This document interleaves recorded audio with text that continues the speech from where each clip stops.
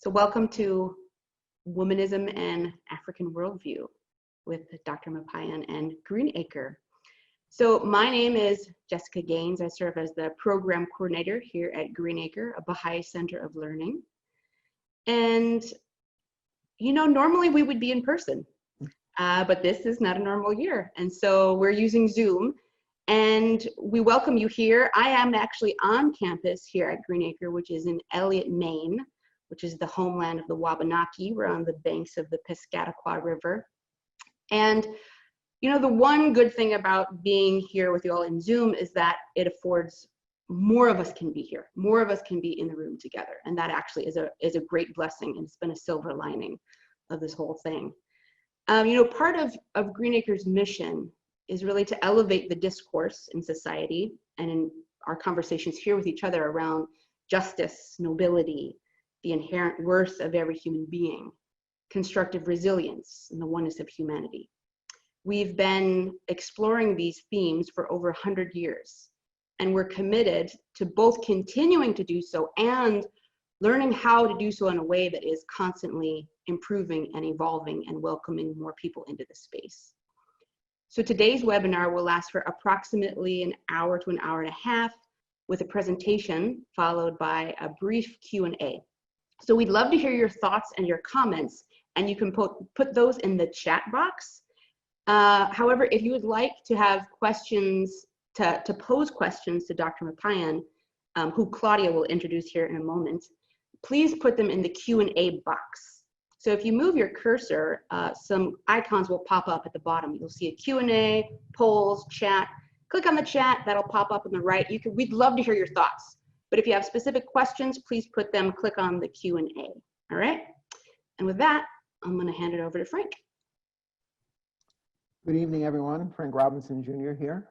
I have the honor of serving on the art committee, and I work here at Green Acre in operations. If you bear with me, I'd like to share my screen to officially welcome you to the People of the Eye conversation series held by the Green Acre Art Committee. And I'm just going to talk very briefly because I am not what you came here to see. But I just wanted to share that one of the distinctive features of the art committee and the Green Acre art shows is the discourse that happens along with it. Art has a way of opening the heart so that the mind can be prepared to hear maybe what it couldn't hear only in words. And one of the inspiration for the art show is this quote. This was from Abdu'l-Baha, who is the son of the prophet founder of the Bahá'í Faith, Baha'u'llah. And he said this in a letter to an African-American Baha'i. Thou art like unto the people of the eye, which is dark in color, yet it is the fount of light and the revealer of the contingent world. So I'll just let you sit with that for a moment. What inspires you about this quote? Is it the fount of light? The fount of light? Or is it the revealer of the contingent world?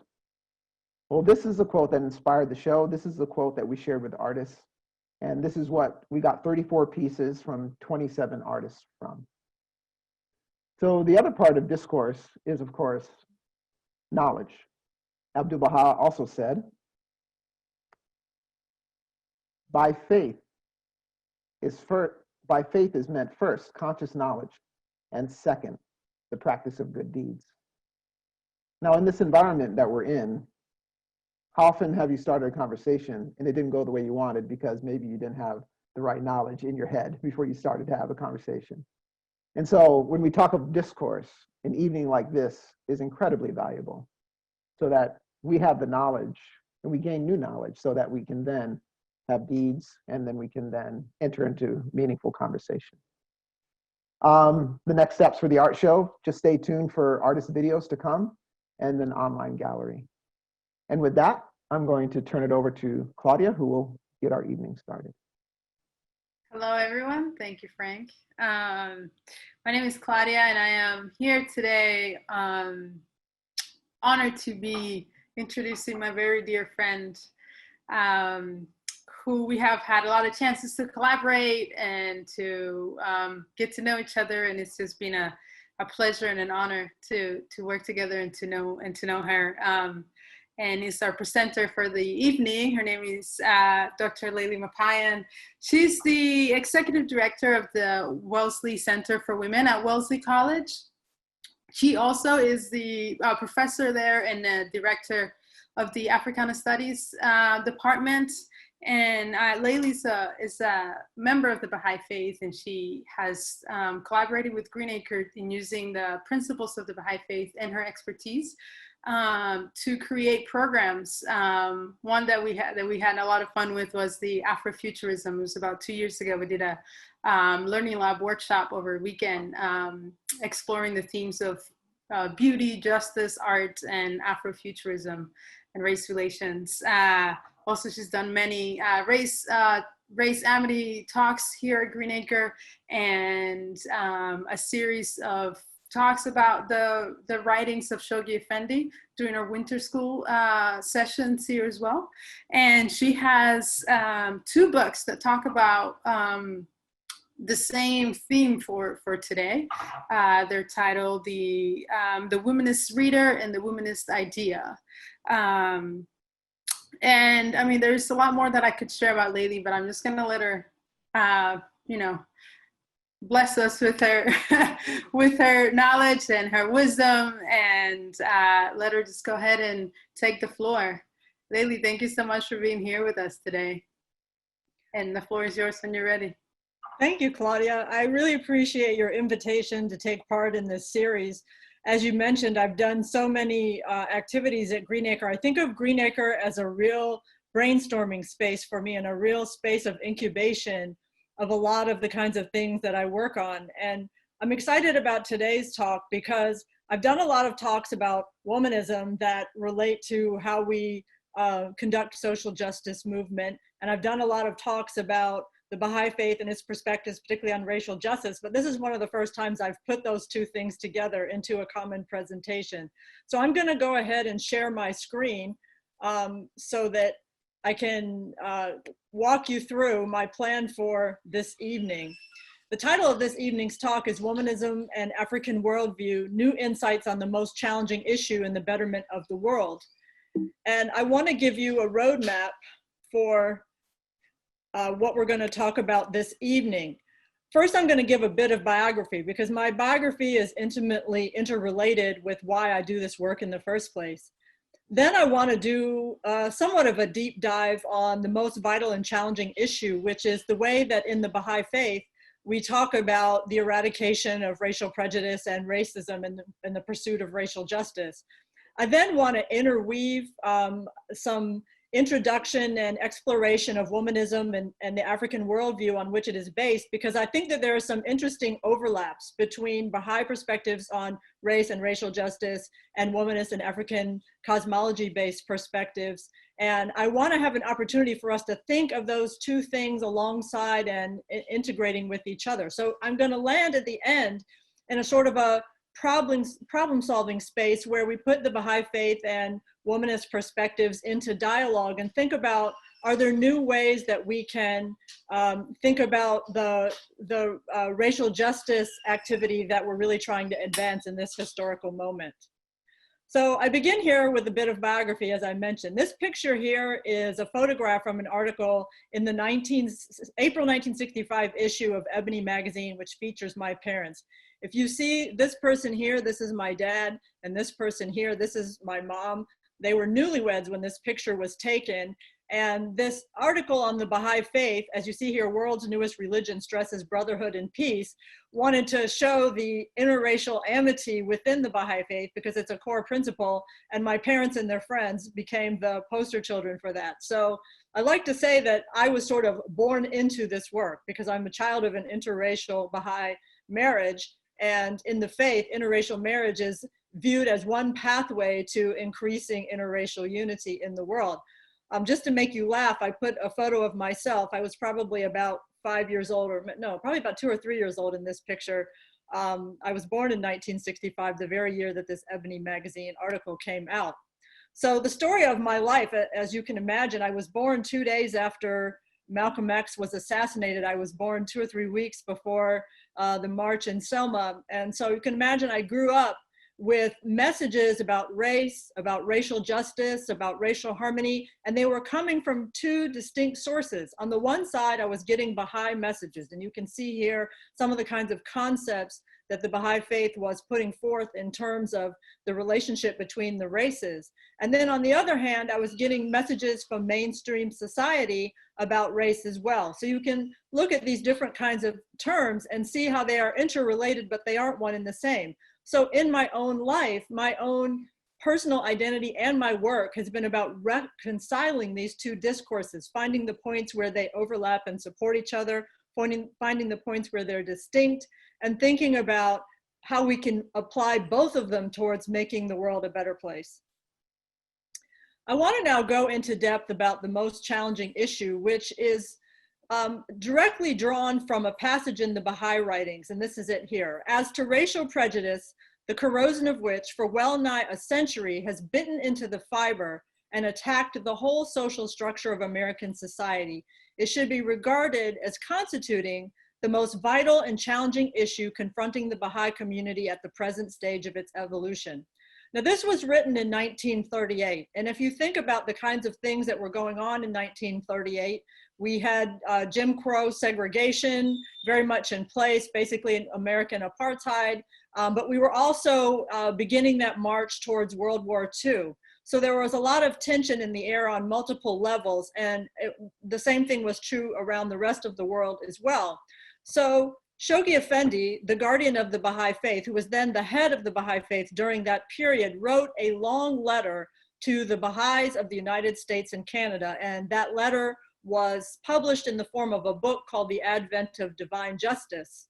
That was the book in which the most vital and challenging issue was played out, and it became a mandate for Baha'is from that point forward.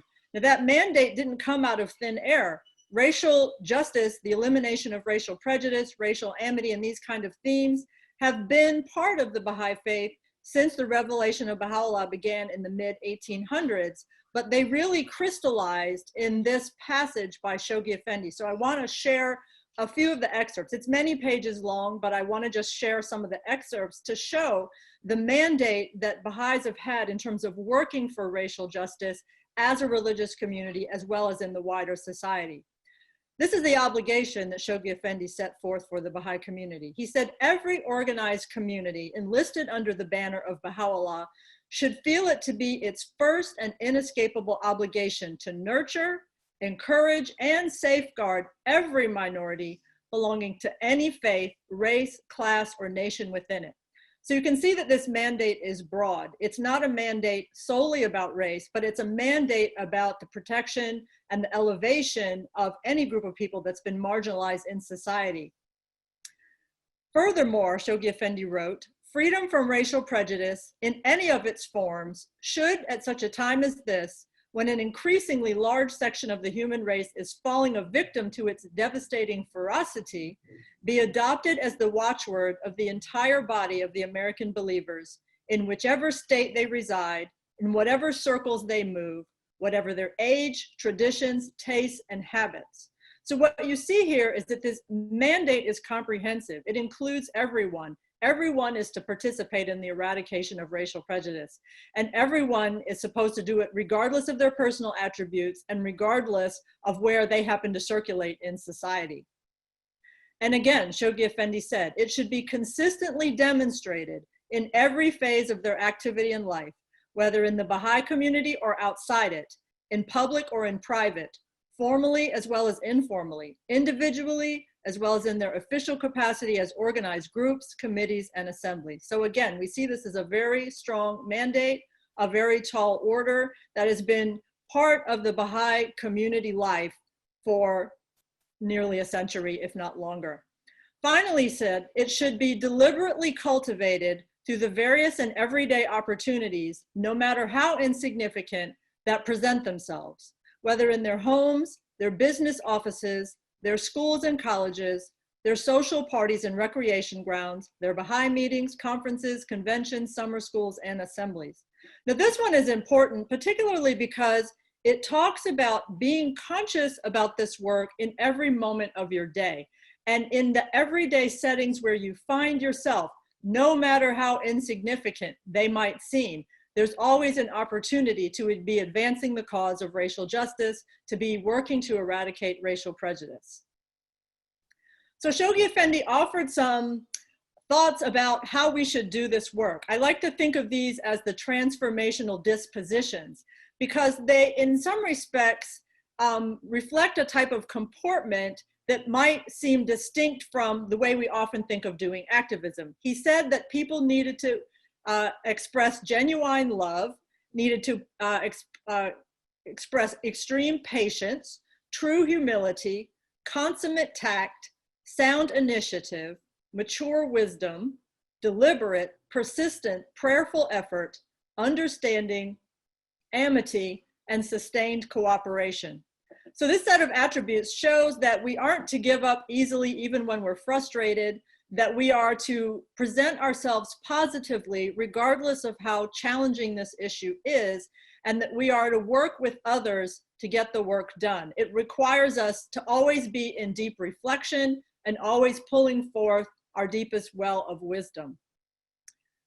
Now I want to shift gears a little bit to some things that Abdu'l-Baha said. Abdu'l-Baha was the son of Baha'u'llah, Baha'u'llah being the prophet founder of the Baha'i Faith. Abdu'l-Baha served as the center of the covenant, which meant he was the head of the faith from 1892 to 1921 when he passed away. And he was the grandfather of Shoghi Effendi, whose title was the guardian of the Baha'i Faith. Abdu'l-Baha traveled throughout Egypt, Europe, and the US in 1910 through 1912.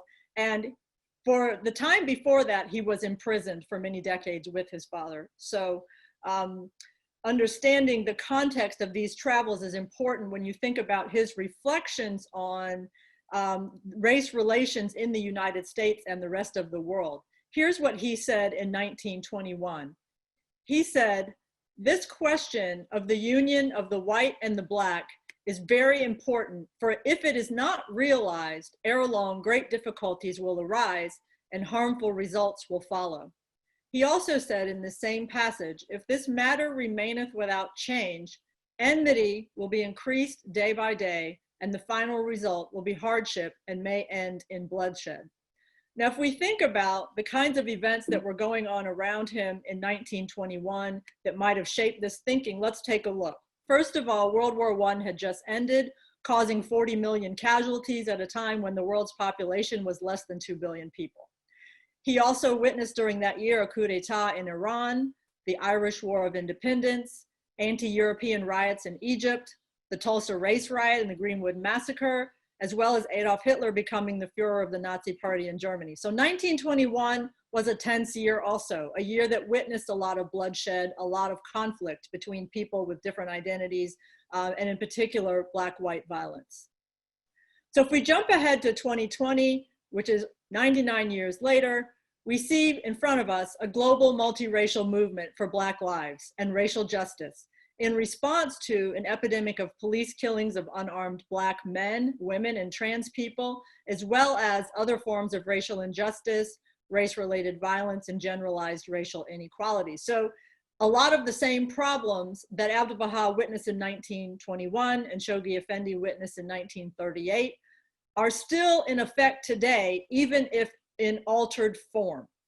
We also see the global COVID-19 pandemic shining the light on numerous racial inequalities and other diverse forms of systemic structural inequality in the USA and around the world. So we're still looking at the most vital and challenging issue. It hasn't gone away.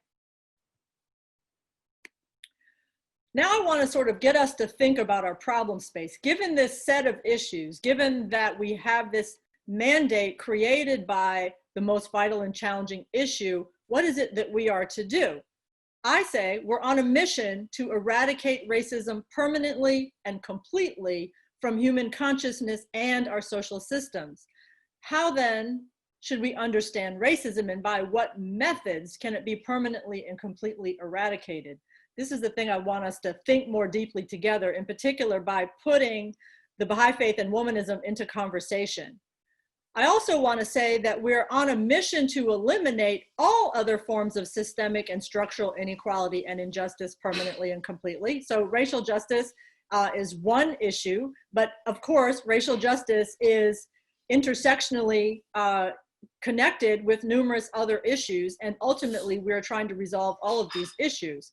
In place of this systemic and structural inequality and injustice, we wish to establish peaceful and just social systems in which all of us can thrive, as well as a balanced and respectful relationship with the natural ecosystem. So again, we have our question, how can we do this? So we're now going to enter into the solution space. We're going to weave diverse threads together, and I'm going to spend some time now talking about womanism and African worldview as the first of these threads. So what is womanism? Some people here probably know a great deal about it. Some maybe are hearing about it for the first time today. Womanism is a social and environmental change perspective developed by Black women worldwide based on African cosmology and culture, inflected by historical experiences and geography, and offered to all humanity as a gift in these urgent times. Now, I want to unpack that a little bit. First of all, womanism is a perspective that has been developed by women of African descent from around the world on the basis of their own cultures, or I should say our own cultures, because the underpinning of Black culture worldwide is African cosmology. This is different than an understanding about race as being marked by a difference from whiteness, whereas being marked by a difference from whiteness is often understood as a kind of negative equation. Looking at culture is a positive, affirmative way of understanding what Blackness means, and it is quite a strong antidote to anti-Blackness, which is part and parcel of racism.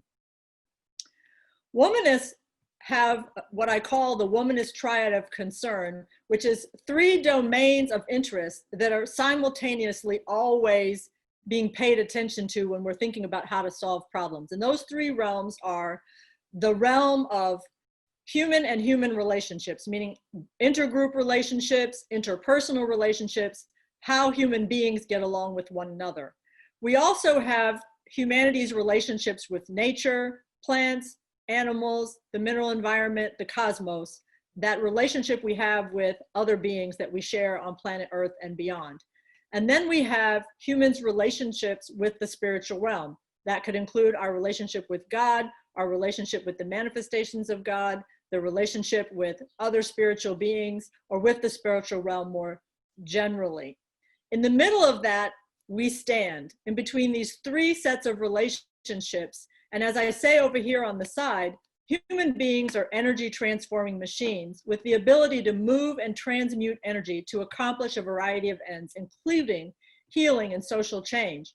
And as womanists sort of convey, we gain power from working within this sector of interconnected relationships. And it is because of the power of this interconnection and the spiritual underpinnings of that that we are able to be powerful change agents.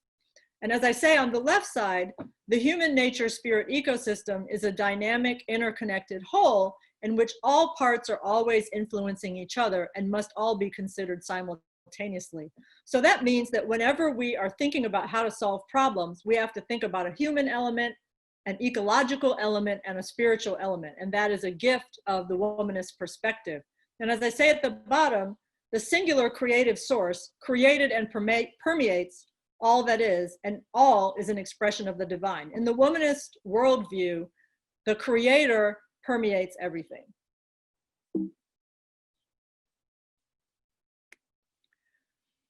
I now want to make a few other points about womanism. First, that womanism is pragmatic and action-oriented. It's not enough, it's not really even accurate to call womanism a theory, because it's not just a set of thoughts. It's a way of being in the world. It's a way of moving in the world. It's a way of solving problems. It's a way of bringing people together. Womanists apply spiritual knowledge in everyday settings to make change. So similar to the quote that we heard from Shoghi Effendi, the focus is on making change wherever we show up every day. It's not just about how we interact with institutions. It's not just about structural types of things, but it's understanding that those structures are rooted and are born in our everyday sites, in our everyday places, and in our everyday actions. Additionally, womanism is humanity focused. It's not limited to women of color. There's often a tendency, particularly in academia, when you talk about Black women's thought, to assume that that thought primarily has to do with Black people and Black concerns. But one of the most important things to understand about womanism is that it is sharing Black women's genius about all sorts of problems, about any kind of problem involving any kind of people or any kind of situation. It could be material, physical, emotional, mental, spiritual, relational, and environmental. All of those realms relate to how we make the world have the sustainable, just, peaceful society that we want to have. And we need to be able to tune into and make change in each of those levels. African cosmology is the foundation of womanism. That is to say that it is the understanding about reality on which womanism is built. There are three central building blocks in the African worldview, and those three central building blocks are spirituality, community, and ecology. And I want to say a bit about each one of those. Now, in case you're looking for books to read about womanism, here are some. I put it there in case anybody wants to take a screenshot. Likewise, I have a bunch of books about African cosmology. If you want to read up more, you might find some things of interest here. A lot of what I'm pulling comes from these books, in addition to my personal experiences and travels. More books here. Again, I can return to that if people want references in lieu of a bibliography. So with regard to spirituality, in African cosmology, everything is spiritual. It's infused with spirit or it's of spiritual significance. There is nothing outside the domain of spirituality. So if you think about reality as always being suffused with spirituality, you're going to engage that reality differently than if you have some idea of humans here and things there. There's no separation in this model. Additionally, with regard to community, kinship is the fundamental organizing principle of life, from family to community to humanity to the cosmos. So there's this sort of notion that community is organized at these successively more embracing and inclusive levels. So many African cosmological accounts refer to these ever-expanding circles. At the center of these circles is the individual or the dyad. The dyad could be a mother and child. The dyad could be partners, husband and wife, spouses. And it's followed by one or more levels of family, followed by tribe or nation, and culminating in all humanity or ultimately the entire cosmos. And in some formulations, this ring of circles also goes beyond human beings to include all of nature, animals, plants, the spirit world, etc. But the idea is that ultimately everyone and everything is included, and we're always thinking in terms of kinship and inclusiveness.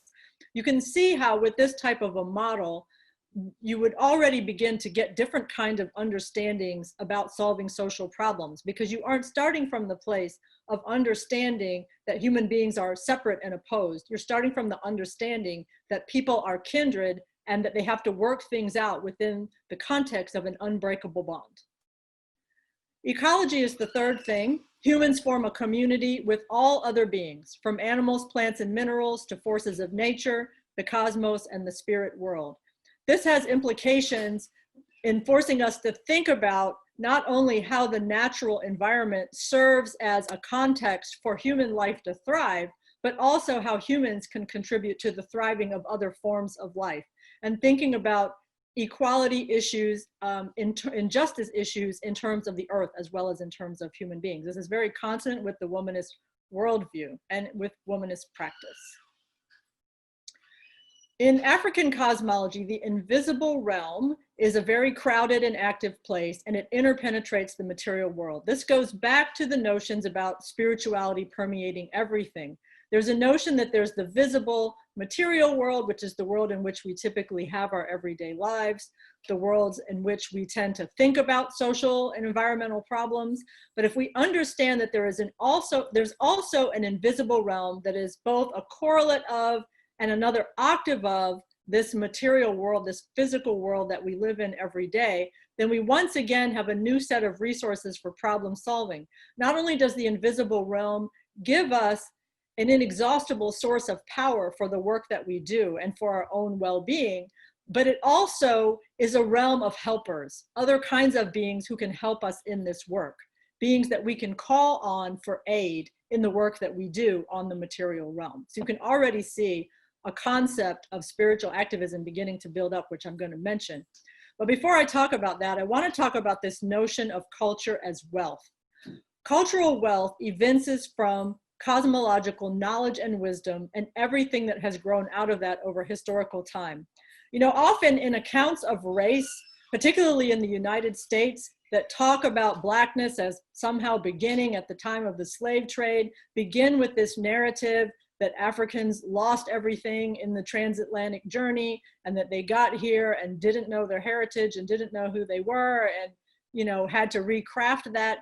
That's a different kind of narrative than this culture of wealth. That's a culture as deficit narrative.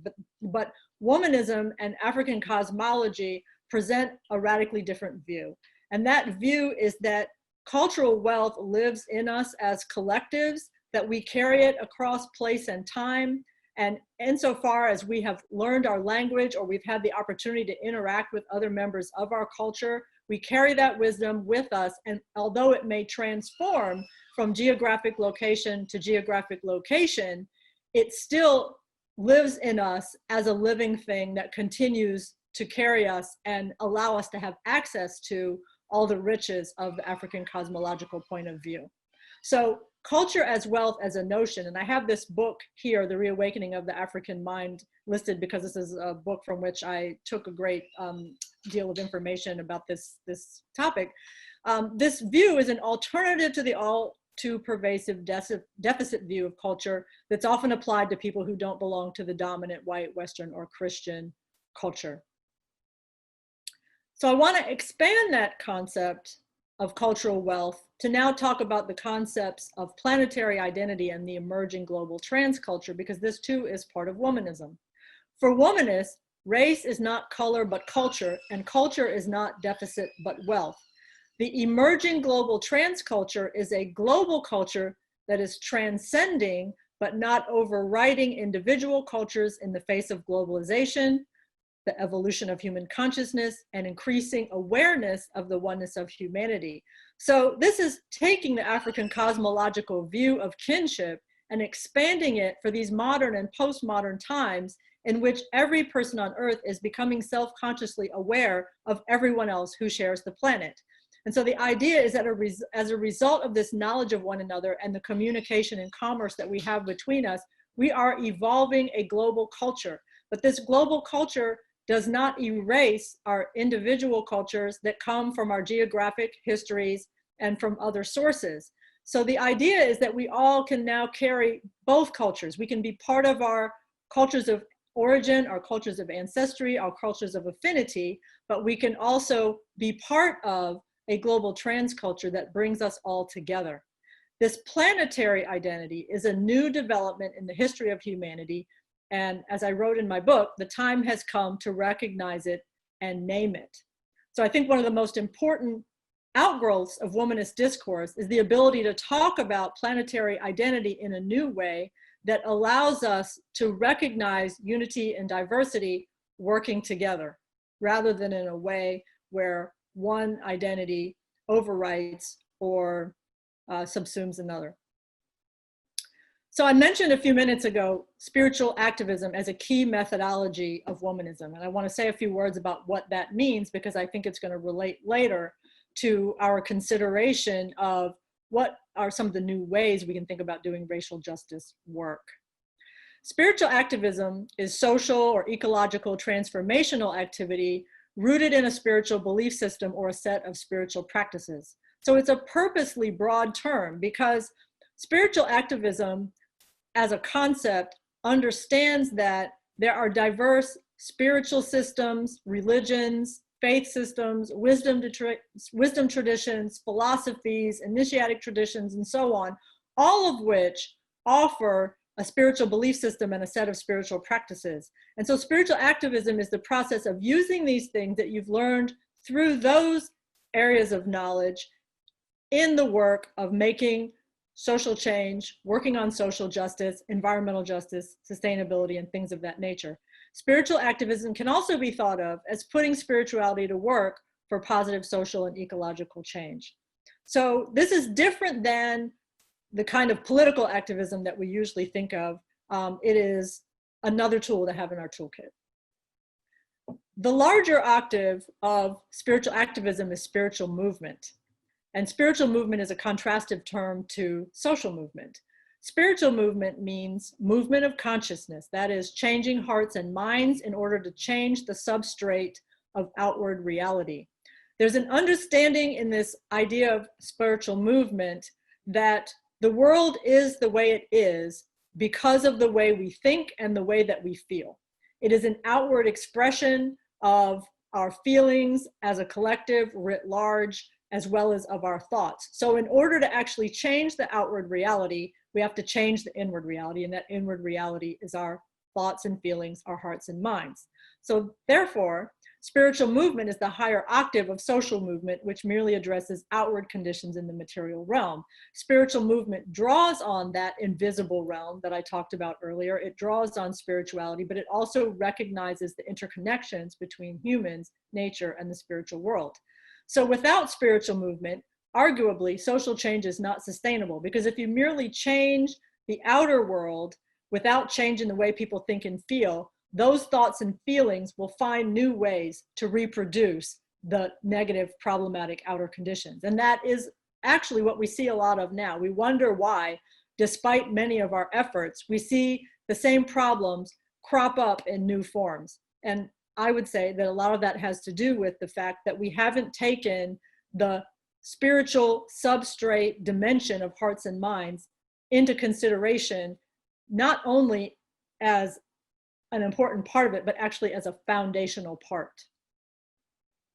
So now I want to shift gears. Having shared a lot about womanism and its approaches, I want to share some Baha'i guidance about social change as well. It's our second thread. So I want to start with 3 transformational principles from the Baha'i Faith. I think that these, out of the many, many principles in the Baha'i Faith, have a very close relationship to the problem that we're talking about today, which is the achievement of racial justice. The first principle is the inherent nobility of all people. The second principle is the unity of the human race. And the third principle is the importance of justice. And I want to share directly from the Baha'i sacred writings on these 3 topics. I want to begin by sharing some quotes from Baha'u'llah, the founder of the Baha'i Faith. With regard to the inherent nobility of all people, Baha'u'llah wrote, "O son of spirit, noble have I created thee, yet thou hast abased thyself. Rise then unto that for which thou wast created." The message here is that human beings are born noble. Human beings are invested with inherent nobility. It's only through the conditions that we create, when we're not recognizing our nobility, that we create all of these indignities that human beings experience. But calling ourselves back to our nobility is a type of social justice work that we can do, and it's a foundation for solving problems like racial justice. Regarding the unity of humankind, Baha'u'llah wrote, "The earth is but one country and mankind its citizens." I love this quote because it refers to a kind of borderless planet, a planet in which we can imagine that we all belong to a common land, and that we don't choose our identities based on where arbitrary lines are drawn in the ground. You know, and it's particularly important when you think about Black people and the world's people of color, because often the lines that define our geographies were not drawn by us. They were often drawn by other people who had ulterior motives, and those motives were not related to the recognition of our nobility. So part of this work is to reclaim this land as a land for all of us. With regard to justice, Baha'u'llah wrote, "The light of men is justice. Quench it not with the contrary winds of oppression and tyranny. The purpose of justice is the appearance of unity among men." In the Baha'i writings, there's a very strong relationship between unity and justice. And even though unity is the central principle of the Baha'i faith, there is frequent reminder that we are going to be unable to fully realize unity if we don't also fully realize justice. So for Baha'is, going back to the most vital and challenging issue, it's clear that participation in the achievement of social justice is part of our work as members of this faith. Here's another quote about justice from Baha'u'llah. O Son of Spirit, the best beloved of all things in my sight is justice. Turn not away therefrom if thou desirest me, and neglect it not that I may confide in thee. By its aid, thou shalt see with thine own eyes and not through the eyes of others, and shalt know of thine own knowledge and not through the knowledge of thy neighbor. Ponder this in thy heart, how it behooveth thee to be. Verily justice is my gift to thee and the sign of my loving kindness. Set it then before thine eyes. I love this quote because it's both plain and mysterious. It makes it clear that God cares about justice, Baha'u'llah cares about justice, and that we are to work on justice. At the same time, it defines it in a way that makes us have to reflect deeply by saying that by its aid, we'll see with our own eyes and not through the eyes of others, that we'll know through our own knowledge and not through the knowledge of others, through thy neighbor, makes us think about the ways in which the reproduction of negative thoughts by people blindly following others or not thinking carefully, not exercising the independent investigation of truth, reproduces things like racism over and over again. So part of justice is being a free thinker, examining truth for yourself, and being able to identify what is just, even if the social structure or the social narrative is telling you something different. I want to just point out also a few aspects related to Africana people, specifically from the different holy figures of the Baha'i Faith. Baha'u'llah, in his writings, gave a special designation to Black people, which Frank and Claudia actually referred to earlier at the beginning of this presentation, and that is the pupil of the eye. And Baha'u'llah said, through the pupil of the eye, this is through which the light of the spirit shineth forth. So if we think about the eye as having a pupil that dilates and closes and is responsible for how much light comes in and how much light we see, you can see how that analogy is a very special designation for people of African descent. Abdul-Baha, the son of Baha'u'llah, and as I mentioned, the center of the covenant during those early years of the 20th century, made the elimination of racial prejudice a central theme of his 1912 visit to America. He went out of his way not only to speak at a number of historically Black colleges and universities, but also to integrate a number of meetings that at that time were not racially integrated, as well as to put information in newspapers and other publications about Baha'i perspectives, about racial unity and racial amity. And he was even designated by Crisis Magazine as the Crisis Man of the Year at one particular time. Shoghi Effendi twice crossed the continent of Africa from north to south by car. He never visited the United States and he never visited Iran, even though that was his heritage, but he traversed Africa twice. And during his travels there, he had many experiences that informed his thinking about race. So I say that to say that there's depth and breadth in terms of how the central figures of the Baha'i Faith engage the topic of race, the topic of Blackness, the topic of Africanity in ways that might not be obvious to people who see these figures as being Persian in origin and wondering how they might connect to the topic of Blackness. So I want to shift gears a little bit now, and I want to talk about a letter that just came out a few days ago from the National Spiritual Assembly of the Baha'is of the United States. It was a response to the racial justice demonstrations and racial justice social movement that's been going on recently. And I just want to share a few paragraphs from that. The first one is this. To create a just society begins with recognition of the fundamental truth that humanity is one. But it is not enough simply to believe this in our hearts. It creates the moral imperative to act and to view all aspects of our personal, social, and institutional lives through the lens of justice. It implies a reordering of our society more profound than anything we have yet achieved. And it requires the participation of Americans of every race and background, for it is only through such inclusive participation that new moral and social directions can emerge. I like this paragraph in particular because it talks about the need for a reordering of society that's more profound than anything we've yet achieved. Often when we think about social justice, we reimagine our existing institutions in ways that change the relationships among people and introduce some new principles, but don't fundamentally reorder the institutions or their relationships to each other. But the Baha'i Faith has us think very deeply about how the institutions of society themselves, and particularly the relationships between individuals, communities, and institutions, need to be reordered to help human beings truly thrive and to experience both spiritual and material justice, peace, and prosperity. Here's a second paragraph.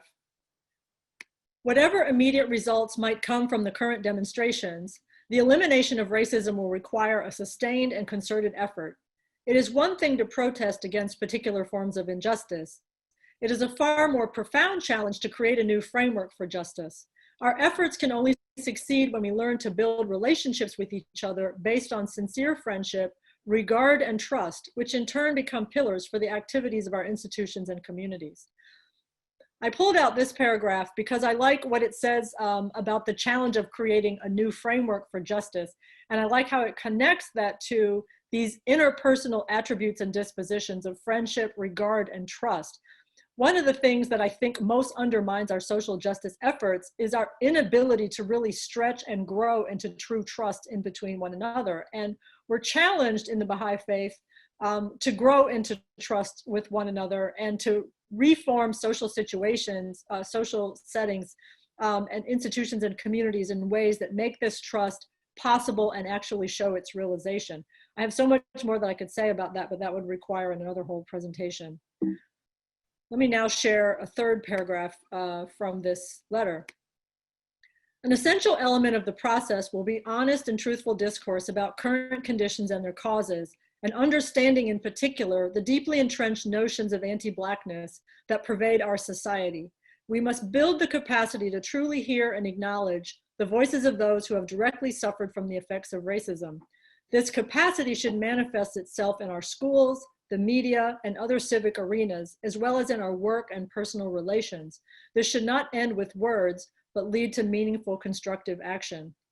I pulled out this paragraph because I like the very clear identification of anti-Blackness as a structure of thought that undergirds racism in the United States and the need to overturn it. And as I mentioned when I was talking about womanism and African cosmology, that is an antidote to anti-Blackness because it presents the cultural wealth and the cultural genius of Africana culture and worldview to the rest of the world. And it fills in that absence that the Black-white racial deficit view dichotomy has created. I also like how in this paragraph, the National Spiritual Assembly talks about the institutions where we need to actually do the work of changing what kind of information or stimuli people get with regard to our relations and identities, the schools, the media, and other civic arenas.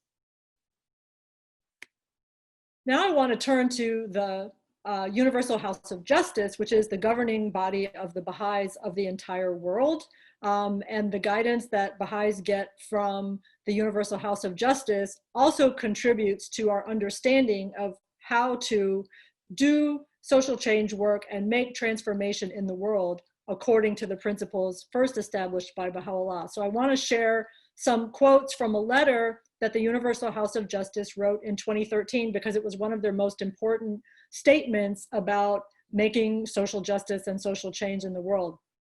As they wrote, "For the principle of the oneness of humankind, as proclaimed by Baha'u'llah, asks not merely for cooperation among people and nations. It calls for a complete reconceptualization of the relationships that sustain society. The principle of the oneness of humankind implies then an organic change in the very structure of society." In the same letter, they also wrote, "Justice is the single most important instrument for the establishment of unity." And they wrote clearly the concept of power as a means of domination with the accompanying notions of contest, contention, division, and superiority must be left behind. This is a tall order. And I think that as activists and change makers, we have to think more deeply and strategize more creatively about how we can exchange this notion of power as a means of domination with a notion of power as collaboration, empowerment, the release of human creative energy, and other ideas about power that draw from what spirituality enables us to manifest. Another paragraph in this letter, they said, at the heart of the learning process is inquiry into the nature of the relationships that bind the individual, the community, and the institutions of society, actors on the stage of history who have been locked in a struggle for power throughout time. In this context, the assumption that relations among them will inevitably conform to the dictates of competition, a notion that ignores the extraordinary potential of the human spirit, has been set aside in favor of the more likely premise that their harmonious interactions can foster a civilization befitting a mature humanity. There's a lot to unpack in this paragraph. One part of that being that an understanding of humanity as being on an evolutionary course that will ultimately bring us to a more collectivistic, peaceful, and just form of social organization. And the idea that we are at a time now when we are ripe to discover that harmonious interaction is going to get us where we want to be better than competition. And in this moment, those of us who share that view have to do the work to make sure that those things in the environment that support how we think are enabled to reflect this view. That gets back to what we do in schools and what we do in the media and what we do in our civic institutions and what we do in our activist work, even what we do in our demonstrations.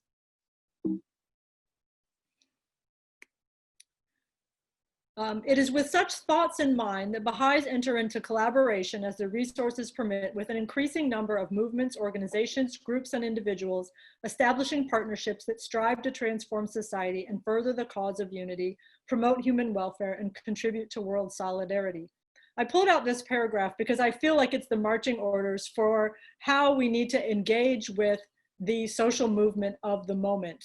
The fact that right now we must enter into collaboration with other organizations, people, individuals, and so on that are working towards racial justice for purposes of both dialogue and joint action, institutional action, community action, neighborhood action, even action inside our own homes.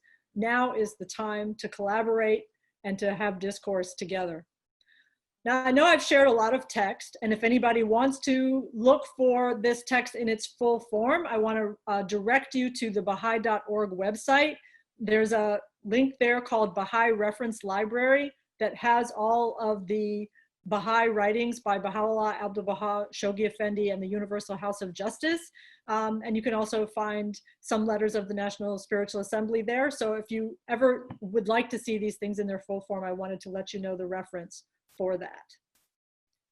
All right, so now we're getting to the real question of solutions. How can we think in fresh ways about addressing the most challenging issue in racial justice in their larger society? And this is where I'm thinking about both the Baha'i Faith and Womanism and African worldview together. Now, if we look at Womanism and the Baha'i Faith side by side, I have a few comments to make. First, Womanism restores spirituality to our modern worldview, which, at least in the Western academic worldview, has largely erased spirituality or relegated it to a sort of hoodoo realm. Womanism restores it in full seriousness to our worldview, and it brings with it notions of deep interconnectedness between human beings and between humans and nature. Womanism introduces powerful change methodologies in the form of spiritual activism and spiritual movement, which work at the level of hearts and minds, thus creating sustainable root level transformation. Womanism and the Baha'i Faith share many common values and attributes that could undergird new strategies of social and ecological transformation. The Baha'i Faith, as I've mentioned, is based on unity, the fundamental oneness of humankind, and our underlying spiritual identity. It's that spiritual identity that gives us the oneness. It's our difference that makes our cultures rich. Its methods are collective, radically inclusive, collaborative, spiritual, and focused on the betterment of the world.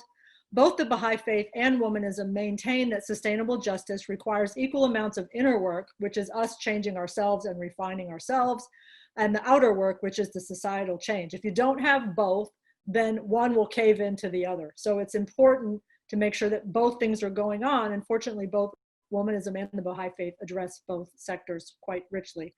Both perspectives are also oriented towards healing both individual people, groups of people, and the world as a whole. So I want to now put forth this notion of an invitational perspective to making change. And I want to contrast the invitational perspective with what I view as the current politics of opposition. So in the politics of opposition model, we view our problems, whether racial justice or otherwise, as an us versus them struggle. We talk in terms of the struggle or the battle against, or we're going to win, which are very militaristic, very combative kinds of metaphors. We have this idea, if you're not for us, you're against us. So it creates tensions and in some respects reproduces some of the very problems that it tries to transform. The politics of invitation comes from this cosmological notion of all of us as kinship. So it starts from a place of we, all of us, and family. We invite you to join us. Let's move together, start wherever you are, build it, and they will come. This is a different kind of mindset about how to jump in the arena of doing this justice work.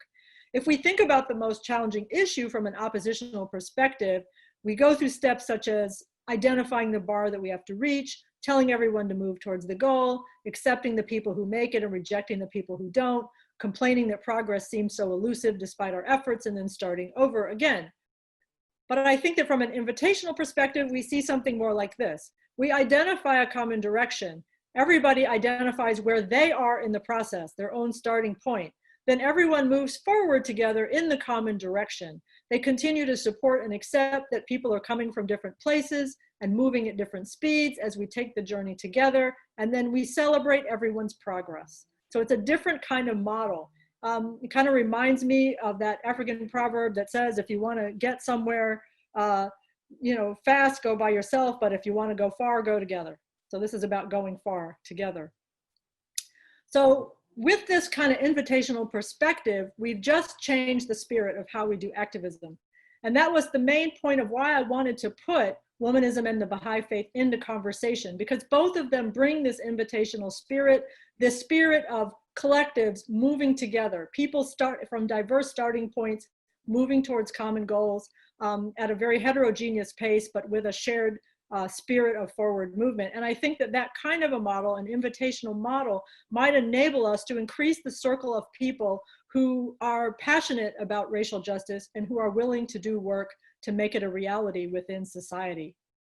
So I now am going to end my formal presentation, and I want to share with you some exercises that we can use as a foundation for conversation. If we were in person, we would actually be doing these in small groups and so on. But because we're online, what I'm going to recommend is that maybe you take screenshots and you also do these as individual exercises, thinking about other people that you interact with. So there are three that I'm going to do. I'll tell you what they are. The first one is called heart check. The second one is called vibrational inventory. And the third one is called denial dissection. So with heart check, the idea is that you need to check in deeply with the condition of your heart center. With all this talk about changing hearts and minds, we have to understand that the human heart is an instrument of transformation. So the condition of our heart affects how we are able to do the work, how well, how powerfully, the degree to which we're able to maintain energy or get burned out, and so on. So checking in with our heart is important. And I want to share what Abdu'l-Baha said. He said, color is not important, the heart is all important. And we need to learn how to refine the color of our heart. The color of the heart is luminous, and our job is to develop its energy in this direction. So the heart is a magnet. So if we think of our hearts as magnets that enable us to create more racial justice in the world, and we think of the work we have to do to refine our heart, this exercise is all about checking in deeply with the condition of your heart center. So you can do that now, you can do that later, you can do that every day or anytime you think of it, and you can also talk with other people that you work with about checking in with the condition of their hearts. This next one is more about the relationship between inner work and outer work, and I call it vibrational inventory. That name comes from this notion that everything is energy, or everything has a kind of energy, and energy vibrates at different levels. And we can think of that energy as being positive or negative, as contributing to our vitality, or in terms of draining our vitality.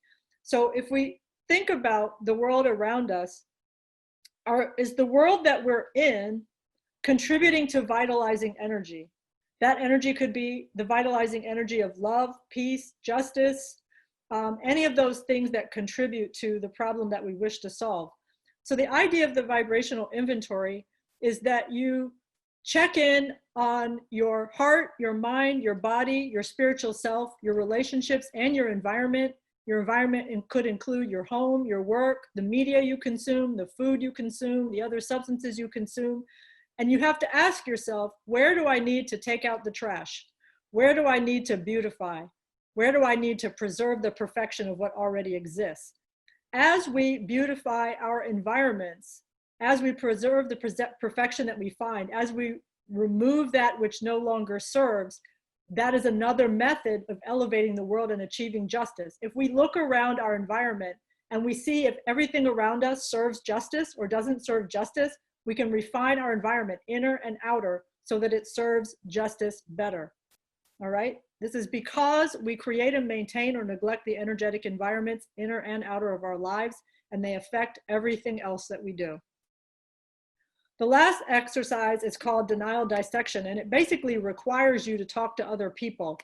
The idea is to think about a time when someone pushed back, someone from a different group pushed back on a topic that you were trying to advance. For example, the oneness of humanity or racial justice or racial healing. And think about why might that person have pushed back? Think of a reason that relates to that person, a reason that relates to you, and a reason that relates to society. The purpose of this exercise is to help us to cultivate understanding and empathy for the barriers that some people feel towards the realization of these principles so that they can be overcome genuinely. And they help us find the places that need healing in people, in ourselves, and in the world around us. Often in the oppositional political model, we don't have empathy for people who push back against our ideals. We rather view them as enemies or people that we have to vanquish or people that we write off. But in this invitational view, we understand that we have fundamental kinship with everyone, whether they're pushing back or not. And the idea is to improve the relationship. The idea is to help us to come to one accord, and that accord to be one that leads to thriving and well-being and justice for all of us. So this is an exercise to help you do that in a more expansive way. So now that you have these three exercises, I'm just going to make one more announcement, and then I'm going to stop sharing my screen so that we can see each other and talk. So I want to say thank you. And I also want to just announce that I'm doing another talk on July 4th on Baha'i Chat. If you're interested in this, make a note of it. And if you follow me on social media, I'll be sharing more information about that later. But I say that because this work is really important to me. And for those of us who are moving together in this work, I always want to make sure we have opportunities to continue to converse and grow together. So with that, I'm going to stop sharing my screen. I just want to say thank you very much. Thank you so much, Layli. This was so amazing. You're getting so much love from that chat box. People are just being mind blown and loving you a lot for all this information that you shared. You know, as I was going through it, we're here thinking, how can we live in this world that, you know, that the vision that of womanism creates for us and African cosmology, that vision of you know, being one with our surroundings and our spiritual selves and living in a spiritual reality. It's you know, it's something that I feel like a lot of us here in the West haven't experienced, and when we hear it, it's just like, oh, I want to go there. Like, I want that to be my reality. And then just so much information. This is one of those talks that I see myself going back to again and again, and, you know, going back to for everyone who's been asking, we will be posting this this recording on the greenacre.news website, so be ready to go back to that there and check it out again. So, okay, Layli, so do you want to take us into the Q&A, or do you want to? Yeah, let's go ahead and do the Q&A now. I think that's fine. It looks like some comments and questions have accumulated, and I know you've been monitoring them. So why don't you pull out some that you think would be good to start with? Absolutely. So let's see. So we have one from, I can't answer, I can't say this last names. I'm sorry, this name's Jeffred Osoro. He says, how do we depoliticize human differences in order to achieve a one human race? Mm-hmm. I think that's a great question, because to politicize them means that we're viewing them through the lens of a power struggle. So the first thing we have to do is we have to think of what are some other ways I can relate with different people that don't involve a power struggle. You know, we have to find in our, first of all, in our individual interactions, we have to find places where we have a common interest or a point where we can come together to build on. You know, it can be very simple things like how we each care about our families, or, you know, how we are relating to things that are going on in the news or in whatever context we share. And if we build that out to the groups in which we participate, we have to influence discourse about viewing ways that we can collaborate rather than ways that we are going to imagine a zero-sum game in which we're always trying to get over on each other. So depoliticizing means viewing things in a way other than as a power struggle. We have so many other options that we can use. And so what Womanism really asks us, and what the Baha'i Faith also asks us to do, is to explore some of those other ways. And we have to do that work. Another very important part of it, and I say this in almost every talk that I give, we really have to cultivate non-defensiveness and learn how to move ego out of the way. Because oftentimes, our defensiveness about others who are different, or others who, you know, push back against who we are, is to just go into defensive mode, which creates barriers. We have to be strong enough to be non-defensive and just let uncomfortable things roll off and stay close to the principles and values that we're trying to advance. Yeah, that's such a key, great thing to learn about these days, that everything becomes so polarized as well as we go into that. You know, we're dying by oppositionality right now. I mean, particularly in the United States. I mean, things are at such a stalemate, such a shutdown, such loggerheads, because we are not questioning this oppositional framework. We're just trying to work within it. But the problem is that that framework itself doesn't work. We have to replace it with something else. And that thing that we replace it with has to be collaborative, inclusive, cooperative, and organized around unifying ourselves in a framework of kinship. Yeah, thank you. Here we go. We have another one from Susan. It says, thank you. Could you speak about how community develops rather than only the development and activity of the individual or the functioning of institutions? Mm-hmm. Yes, community develops by people interacting with each other, particularly when they interact around a common purpose, or when they interact around shared values. So it's hard to build community if you stay in your house, if you don't know the people around you, if you don't get out and do things. But communities can grow together when people do things together. And it's easy enough to start that by starting with the things that you're personally passionate about, or the things that you personally care about. You know, I find, for example, in my community, one space where it's easy to build community is in the public library, because it's a space where people expect to learn about ideas. It's a space where people can freely come together. It's a space where people can organize events, you know, and there are also other kinds of celebrations and things. For example, in the Baha'i Faith, we celebrate Race Amity Day, or World Religion Day, or World Interfaith Harmony Week, and things of that nature that give us a chance to do something purposeful to build community around difference where we live. So I say that those are good places to start.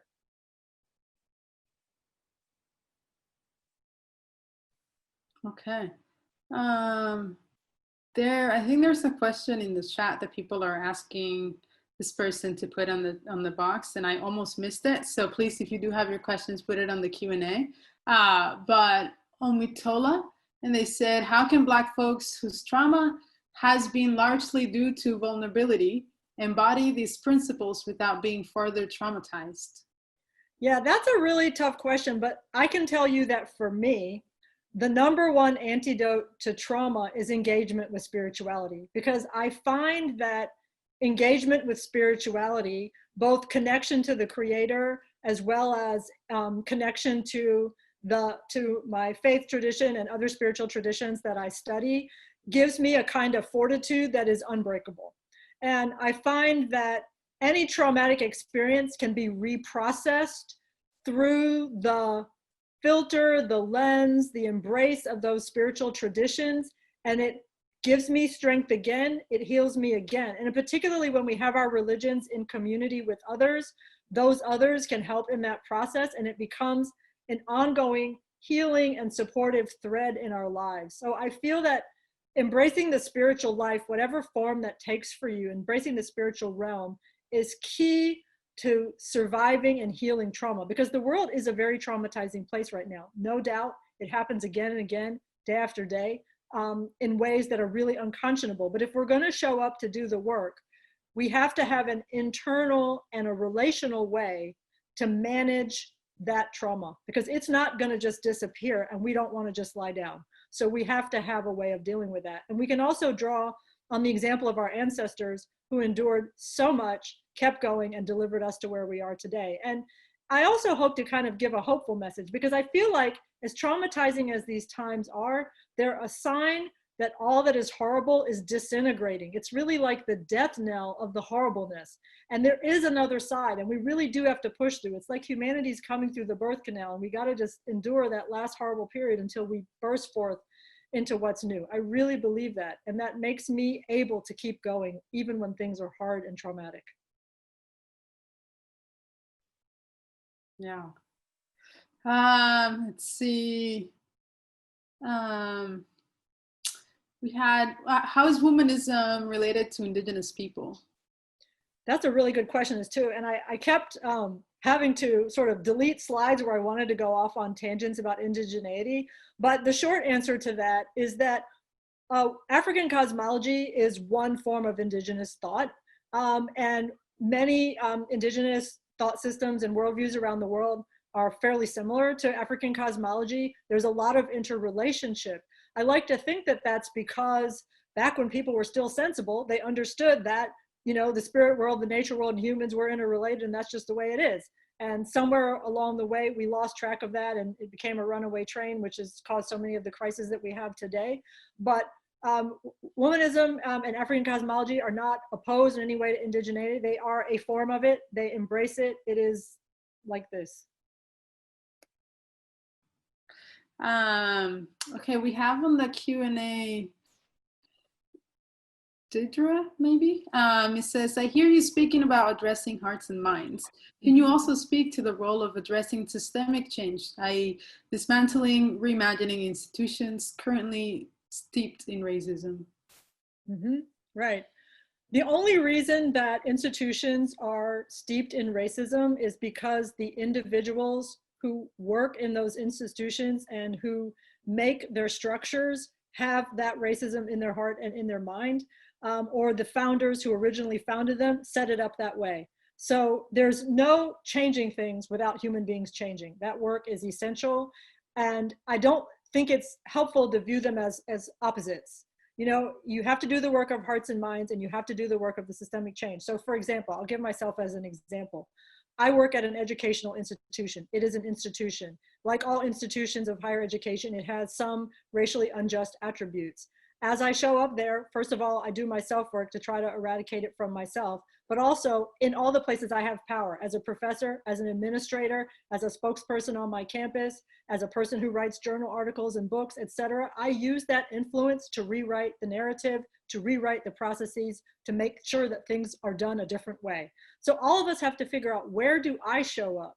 Where do I show up and have power? Where do I have show up power and influence? What am I going to do with that power and influence I have when I show up, and how am I going to do that every day? And how am I going to keep myself strong to do that?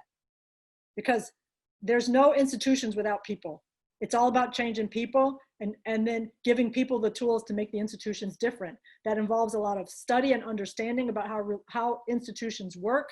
It involves becoming involved and not just watching. And it involves having the courage and the daring to rewrite the rules, the narratives, the structures, the foundations of these institutions and their interrelationships. So good. So good. So we have, I think, a question directly, specifically to the Iranian Baha'is. The person is asking, how do we tell Iranian Baha'is about this important, vital issue?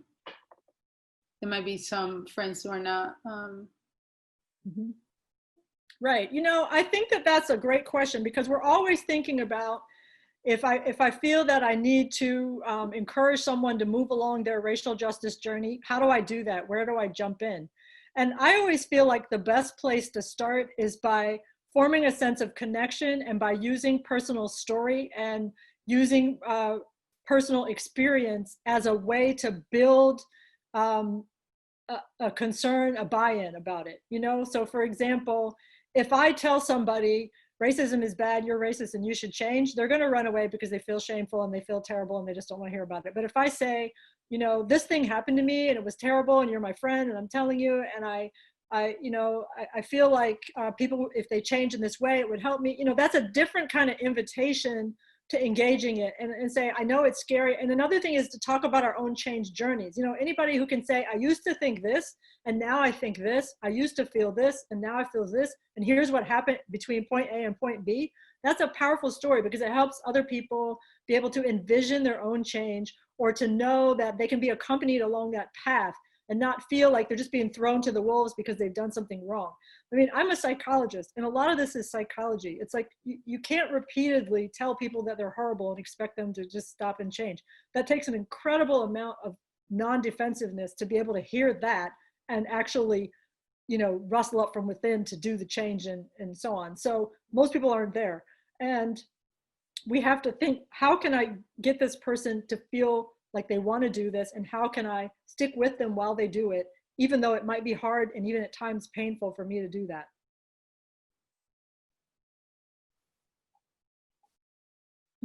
Friendship is such a, it's a thing that is so overlooked, but it's, I feel like I keep coming back to the conclusion that it's such, it's like the foundation of race relations and race amity.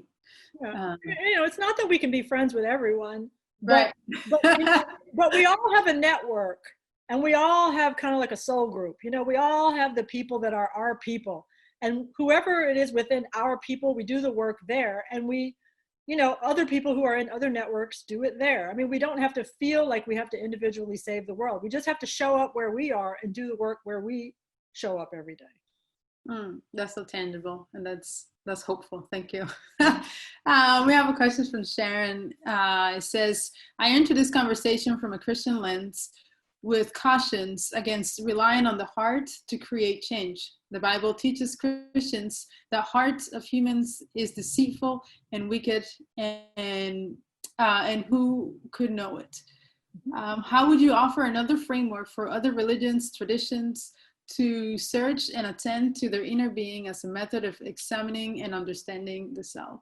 You know, I got a framework for that understanding from Thich Nhat Hanh, who's a Buddhist monk and Buddhist leader. And he talked about all of us being a storehouse of seeds, good seeds and bad seeds, and that the seeds we water grow and the seeds we don't water don't grow. So everybody's heart does in fact have the potential for good or evil, but we have to water the good in it, and we have to not water the evil. And that takes work, it takes effort, it takes consciousness. So yes, people can be deceitful, but they can also be not deceitful, and they can also transform from deceitful to not deceitful. They can transform from evil to good. So what is the process by which transformation happens? That's why I said we're energy transforming machines. We transform good from evil to good. We transform you know, deceitful to undeceitful, etc. And so we have to show up as energy workers. You know, we have to show up as energy workers everywhere we see something that is not as it should be. We have to dig within and say, what power do I have in this situation to move it just a little bit in the direction that it ought to go? Okay, we'll take a couple more questions. Are you doing okay, Layli? Yeah, great. Okay, good. So we have a question from Danielle. It says, so you said that it's about changing the people in order to change the institutions. Abraham X. Candy says that it is the policy that causes the racism. What do you feel about that? Is that basically what you are saying, a simultaneous effort in changing policies along with an effort to change hearts? Is it possible, in your opinion, to change hearts without changing the rules and policies that guide us? Yeah, that's a great question. And it reminds me of another one of those whole other presentations I could do and wanted to do, but couldn't cram into this time slot, about what, sort of like ecological systems theory and how that helps us understand mapping points of intervention and the two-way or multi-way relationships between different parts of the ecosystem. So, to answer that person's question, yes, policies do cause racism, but people cause policies, and hearts and minds cause the people that cause the policies, and all of those things are always, swirling around like this. And so you have to figure out, okay, am I a person who can change policy? Yes, then change policy. Am I a person that can change the heart of the policymaker? Okay, then change the heart of the policymaker. Am I a person who can only change myself? Then okay, only change myself. They are all contributing. All of those things are precipitating factors. All of those are reifying factors. All of those cause this problem. But each of those things was itself caused by something else. So we have to look at the causal chains that get us to where we want to go, and then we have to figure out where we plug in to put that causal chain in motion. All right. So yes, the questioner is correct. Those policies do cause it, but those policies have to be uncaused, and there is methodology for that. It requires inner work and outer work. So all of us have to figure out where we fit into the equation of making the changes in all of the sectors where that change needs to be made. Yeah. Okay, so Elga asked two questions. I think they're connected. How do these ideas show up in academia? I'm guessing it's the idea of womanism. And then especially the idea of the interdimensional aspects of relating and solving issues. Mm-hmm. All right, well, the way things show up in academia is by academics doing them. And I say that to tell as an intro to a story. When I wrote my second book, The Womanist Idea, it was originally supposed to be part of a sociology series. I don't know why, because I'm not a sociologist, but that's where the publisher wanted to put it.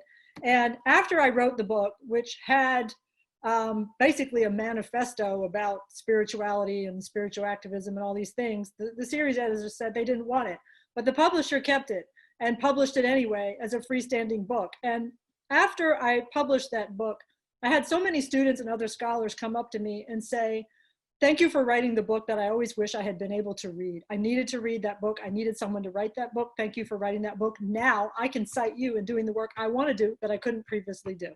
So I say that not to lift up myself and my own work, but to lift up a process of showing up with whatever ideas you have and pushing them forth, finding a way to do them. I think that in academia, whatever academics do shows up. And of course, there's a bit of a game to that, but it's not all game. Some of it is just showing up, and do it and putting out there what we believe to be the truth, what we understand and research to be the truth. So my book, even though it talks about spirituality, it does so in a way that brings many resources to bear on it and meets the criteria of scholarly work. And so what I've done now is I've created an opening for myself to write, think, teach, and talk about spirituality in academic settings. Okay, well, thank you for writing your book.